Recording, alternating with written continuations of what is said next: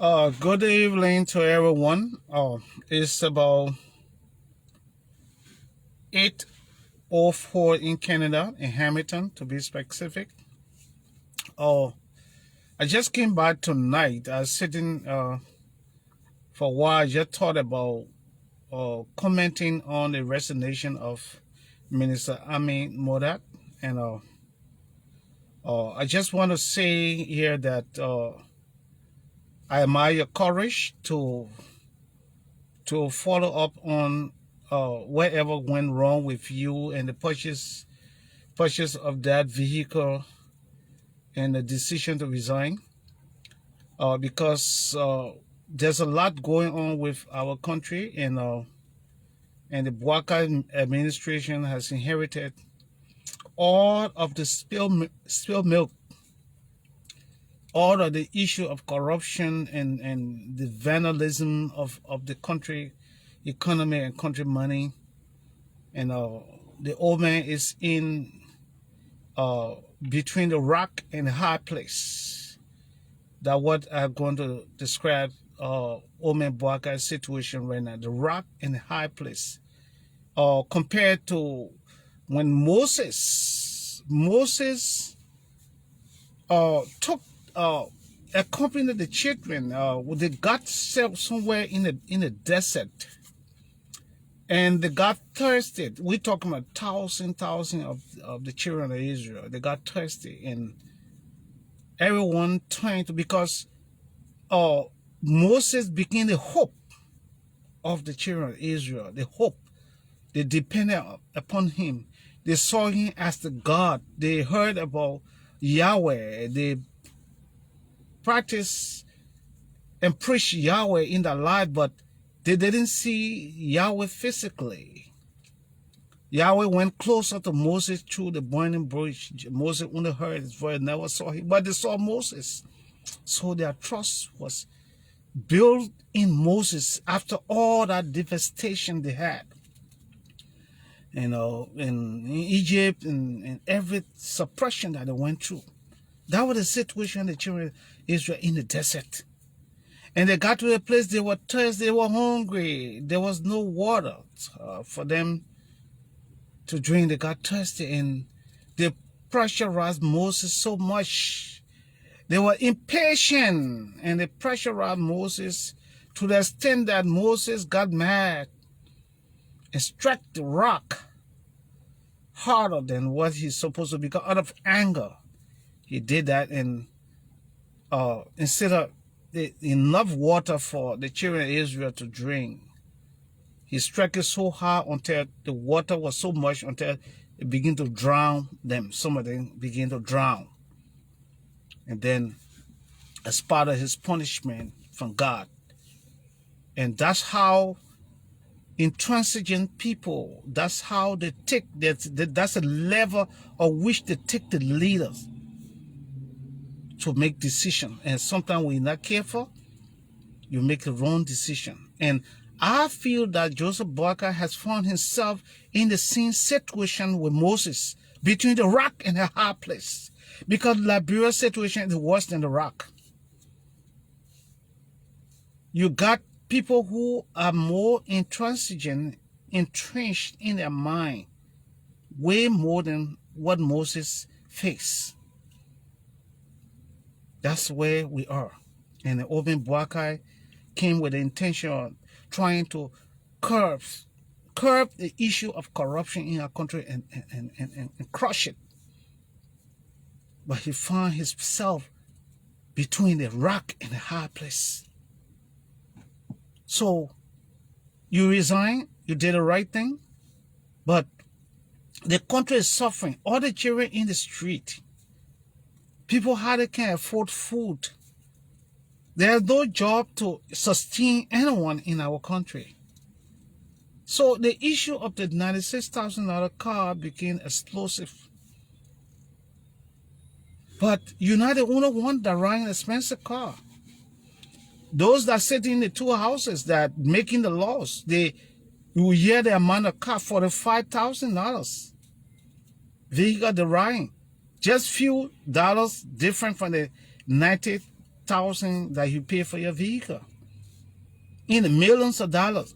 People who they literally got nothing to do. They don't even have work. They're not even able to pass any fitting law to help the country, to even pass law for corruption, because all of them involved in corruption. They're not even able to pass it. But you have become a sacrificial lamb for what the old man want to do. So I just want to applaud you for stepping aside and check wherever. Go in your room, talk to God. If you know God, whatever God you know, just if you feel guilty about anything, just repent to God. But I applaud you for what you did by stepping aside and so that the old man will not face more pressure on him.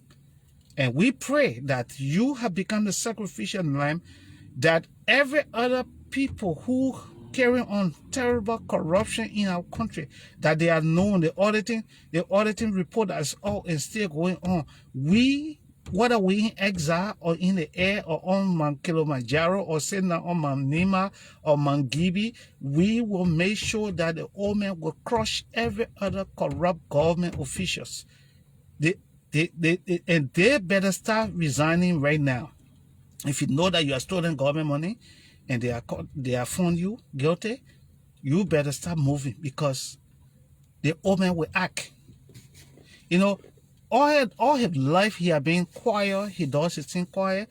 He's a very excited man. Boakai is a man that when he take a decision, he don't turn back on it. That's the reason why people think he's slow. But it's not easy for him, because technically, if Boakai decides to say you're not having anybody to run his government, like George Weah. George Weah can say the truth. We report George Weah said one thing. I always said that at Asa Winker Church, 2 trips he made out in Monrovia when he became president. He came out when he left first, the issue of the War Crime Court, when he made the first trip when he became president, 2017. The first trip when he came by, the issue of the War Crime Court was coming up. This is what George Weah said. George Weah said, how can he went to Isaac Winker Church, that place he so come. When he started his first move, when he became president, ordered his visit to Bishop Winker Church. And when he came by, he said, well, how can I sign war crime code when everybody in my government for the war? They are guilty. Apparently, he himself had been accused. Was it lie? He didn't lie. He said the truth. But didn't mean that because everybody for the war, he shouldn't persecute or go by what the international community said. No. But he said his heart, that's how he is. And then he went again for the second time. When he came back, went back to Isaac Winker Church. This time was about the issue of corruption. It was hot. It was heated at the time.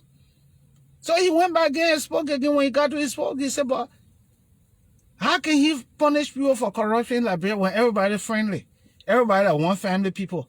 It is true that Liberia is almost like one family people. And he said that he can't punish them for corruption. So that 2 things he said. He said the truth, but it was not the reality of the country. He, as a president, if you're not involved with corruption, and what the guys did to him, they're setting up. They've seen friends, they're setting up with money because they know, that way it's not good for people to know your weakness. And his weakness is money. Because he's played all that football, I know because of his level people, and they cheated him a lot. He didn't really have the money that we thought he had. And that's why they want a pitiful house that he built when he was playing football. Everybody used to worship that house in Liberia because of George Weah. And he came and broke it down and rebuilt it. So I just stopped by this morning to say that the issue of corruption is been going on for a long time. It's a serious thing. The woman serious. So I mean, Mudah, you made a first sacrifice, and that sacrifice will continue down the road. So I just want to advise other people, if you know that you're avoiding corruption, just go and resign. Because no medicine, no juju will help you. No pain of blood that you're taking back in will help you. No medicine man that you have bring from West Africa and got him as what they call it, watchman at your house will help you. Because God will help the old man to bring the hammer down on all the criminals in our country that stealing country money. Your own, you didn't take it, you bought an expensive car. That's the only difference they had. But people took physical money. They're taking physical money in the thousands, in the millions. They're passing corruption through so many procurement. That's what they're doing. That's why you see the traveling business become serious problem for Boakai. The amount of people that go, because everybody want to go so they can get per dime for traveling. You see how pitiful the country looking like? You see how pitiful it is? People got to go run behind the president to go on just for per dime. It's so pitiful. All the money they're taking is still not satisfied that traveling money they want. That woman so based on what kind of trip he making and who he carrying. Because when the president, the reason why the woman making that trip, he trying to see how he can help the country. The country need money. The economy is down.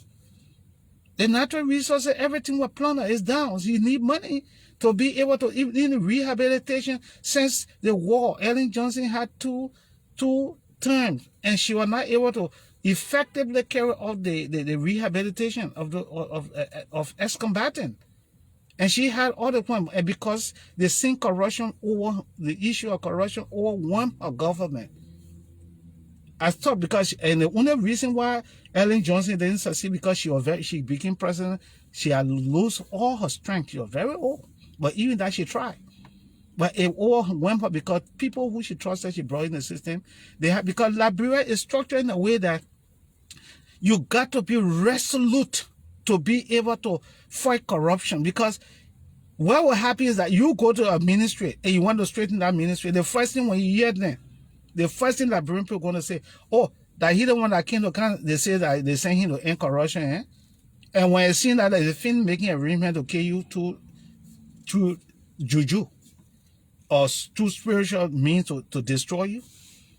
So that's why making the difference. The old man is between the rock and the hard place. The old man Boakai found himself where Moses found himself in the desert, and and the old man trying to be careful. That's why he's not rushing to because a old man decide to rush and fire people like how we want it. At the end of the day, there'll be nobody in the government because everybody that starts stealing the terrible government trick.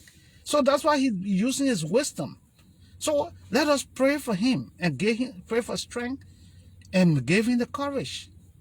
And some of us will begin calling on the international community. America, our friends. Those that love the old man to help the government for them to find some kind of way to put pressure to put pressure to help the old man, to back the old man and strengthen him to be able to deal with the kind of corruption pattern in our country. It's a serious thing. Very, very serious. People don't have heart. People got animal heart. They don't even care for their own children. What we're talking about, the one that already devastated in the street. Our young population, all of them depending on the ghetto to survive. How can the country develop? Look at the issue with the drugs enforcement situation. People who are trained, but because of the same scenario of people, greediness and what they call it, or ostentatious attitude. People making themselves like, oh, I'm more educated than the man. I did this more, maybe I got some employment or some kind of preaching company in America. I feel that I know all the book, everything. Nobody thinking about the country. They turn the whole thing to war. Drugs pouring up in the country. And some of us know the people who are into drugs in that country. We know that the worst problem, one of the worst things Liberia ever faced. The war, that was the war created for us to bring people, druggies, who are internationally known for drinking drugs. They got a seat. They established Liberia as a trusted point. It's been going on for years.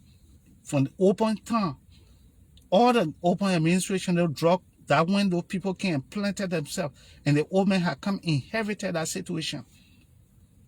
So we had to declare war. We had to put some people out of that country. Send them back, let them come as clean people. That decision need to be taken. Certain people who had to drive them out of that country. We had to use war to drive them, use the army to get them carry them around, put them in a plane, deport them. When they want to come back to Liberia, they reapply, and when they qualify, they enter in the country, targeting the various borders. We got a lot to do. To handle drugs, it means that Liberia got a long running whole 3 countries, Ivory Coast, Guinea, and Sierra Leone, wrapping around Liberia. And those borders, all those borders are vulnerable from the wartime until today. Even you stop the one from, and look at the people bringing drugs through plane. The plane still bringing drugs in the country. So I say, that's small problem we got. Those all can pray. We got to begin praying for our country, pray for the old man, and pray for traveling mercy. Those group of people that he carrying behind him, president can travel based on the trip that he going on, and the kind of the people who in government, who's connected to whatever reason he going for, he have to carry those people, but not 40 people. He almost carry the whole government with him. So that's the area that we got to tell the president to deal with. To deal with, because it costs the government a lot of money for people unnecessary. Look at the kind of thing we're hearing. It's not for Spoon. It's not for Spoon TV. The country feeling breaking down long time, like people feeling burning, different people feeling taking over that country. Because if it's not for Spoon, with a comprehensive program that he's running, that every information comes to running to him, how will we be able to know some of these things? So we want to pray for our country, pray for the old man for his trip. And may God carry him safely and bring him back safely. And wherever he going and negotiate for our country, let him get it. The old man is committed, he's serious about facing robbery. The people who the old man deal with, they are all rogue and criminal, useless Liberian. Instead of using the money to put it into the road, they're building mess and taking the money. You need fee all to run the equipment. You need to pay the people that are working. But he's stealing all the money. How the people can, how will you buy fee all? My son was in the city. He never slept in a house. He used to go all night to make sure that the people who disposing of the garbage, they are taking the fee off and selling it. He couldn't sleep in the night. He had to go make sure that people not taking his fee off from the truck and selling it. That's how bad the country is. You think that joke that going on in that country? After 15-year war? Some of us, God gave us strength. We'll keep talking. I'm reading a book. I hope you put gather now the courage to secure a copy and read what happened to the country and see what my heart is. So I just want to thank you for tonight. And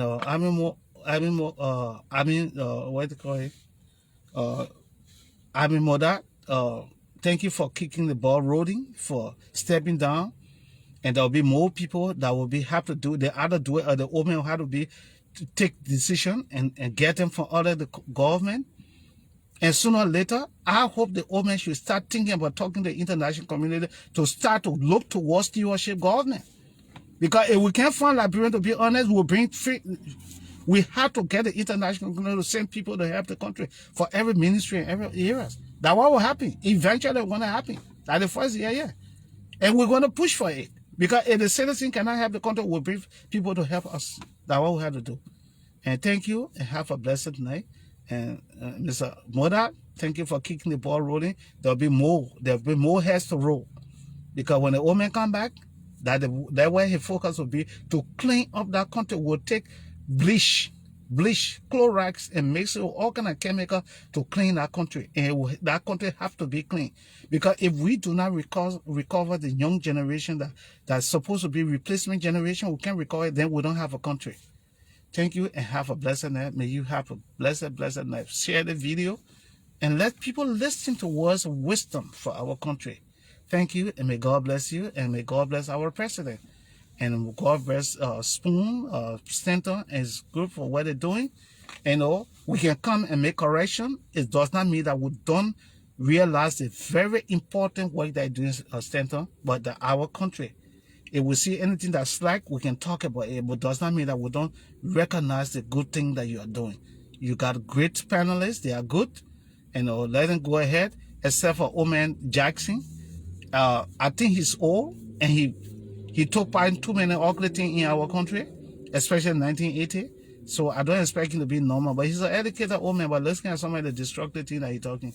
And this he be on CDC, And he not even care. He not even talking about the children that are running behind that are in the street. They're not even rehabilitated. That's what he's supposed to be talking about. But come talk against Boakai government because he wants CDC to go back. You know, those kind of people, all that education is supposed to bring it to can help.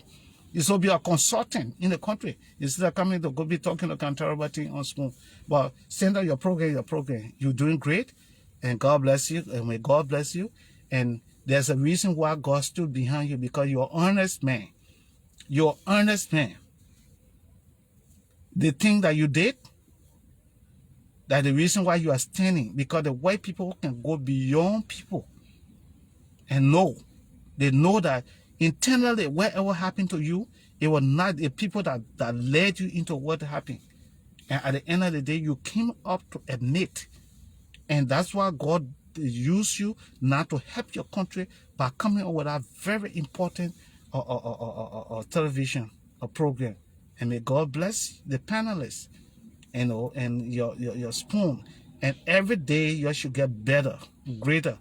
Any suggestion you make, you can discuss it. If it's okay, implement it. If not, okay, fine. But still, you are still doing great. Thank you and have a blessed night. God bless. God bless our country. Amen.